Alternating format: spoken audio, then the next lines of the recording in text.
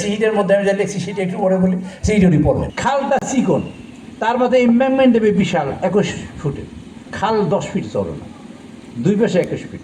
সেই লোকরা সব আমার কাছে স্যার এই খাল কোন হলদা নদী না, খালও নাই, ওটা রিয়েলি কোনো খালও নেই সেখানে। বিরাট মানুষের বরগুনাতেও 3টে ফসল হবে ইনশাআল্লাহ। তারিক রহমান সাহেব যদি বেঁচে থাকেন আর আমি ওদের ঘরে খাবার উঠবার চেষ্টা করবো। মনে রাখেন এটা কিন্তু সরকারের কাজ না, মানে সরকারের, আপনারা দেখবেন সরকার, আপনি নিজে ভালো থাকা, নিজের ভবিষ্যৎ সন্তানের জন্য খাবার জোগাড় করা, এটা কিন্তু ইম্পর্টেন্ট কাজ। আমরা সকল ইম্পর্টেন্ট কাজে। আল্লাহ হাফেজ।